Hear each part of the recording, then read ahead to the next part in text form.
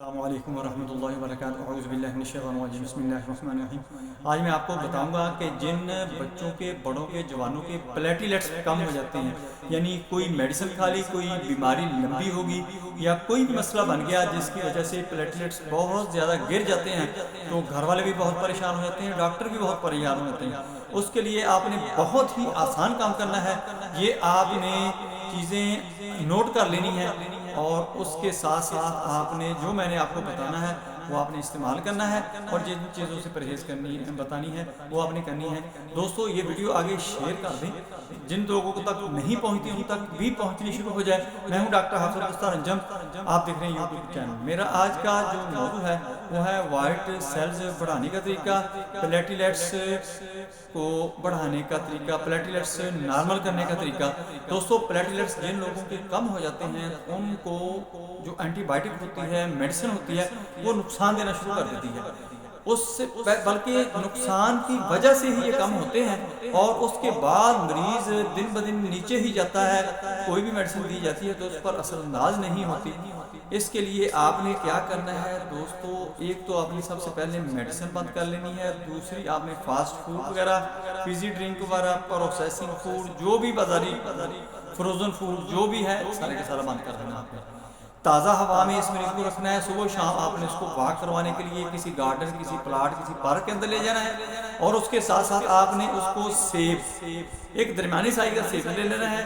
وہ اس کو پہلے تو کہنا ہے کہ وہ چبا کر کھائے، چھلکے سمیت اچھی طرح دھو کر دینا ہے، چھلکے سمیت چبا کر، اور اچھی طرح چباتا رہے چباتا رہے چباتا رہے، پھر اس کو اس نے آگے نگلنا ہے، پھر دوبارہ پھر اس نے وہاں سے کاٹ لینا ہے تھوڑا سا، پھر اس کو چباتے رہنا ہے چباتے رہنا ہے، کافی دیر چباتے رہنا ہے کہ وہ پانی کی طرح ہو جائے، تھوک اس کے اندر مکس ہو جائے، پھر اس نے نگل لینا ہے۔ یا اس کا اگر اتنی سخت نہیں ہے، اتنا زیادہ چبا نہیں سکتا، کمزوری بہت زیادہ ہو گئی ہے، تو پھر آپ نے ایک سیب درمیانی سائز کا ہو، نہ بہت بڑا نہ بہت چھوٹا ہو، اس کا آپ نے جوس نکال کر اس کو، یا ایک گلاس آپ جوس کا ایک حساب رکھ لیں، 2 سیب میں نکلتا ہے، 2.5 میں نکلتا ہے، 1.5 میں نکلتا ہے، ایک سیب کا جوس کا گلاس آپ نے، اور ایک لیمن اس کے اندر آپ نے نچوڑ دینا ہے، نچوڑ کے اچھی طرح مکس کر کے آپ نے اس کو صبح و شام پلانا شروع کر دینا ہے۔ اور اس کے ساتھ آپ نے میتھی دانہ 1 چمچ لینا ہے چھوٹا، اور کلونجی کا بھی آپ نے 1 ہی چمچ لینا ہے چھوٹا۔ 2 کپ پانی آپ نے پانی کے لینے ہیں، اس کو آپ نے مکس کر لینا ہے پانی کے اندر، یہ میتھی دانہ اور کلونجی۔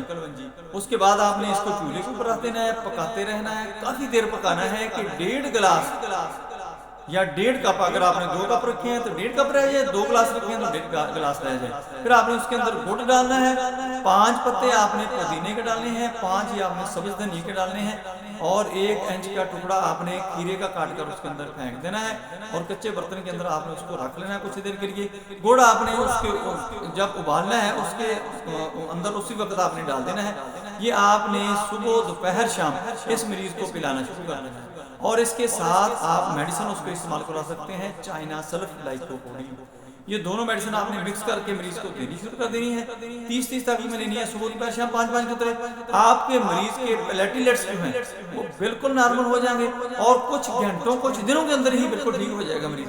آپ کو اس کے علاوہ کوئی میڈیسن کوئی چیز نہیں کھلانی پڑے گی۔ دوستو میری ویڈیو پسند آئے اس کو لائک کریں، دوستوں کے ساتھ میں شیئر کریں، بیل آئیکن کو پریس کریں، میرے چینل کو سبسکرائب کریں۔ اپنا خیال رکھیں، stay connected, stay happy, stay healthy. اللہ حافظ، السلام علیکم ورحمۃ اللہ وبرکاتہ۔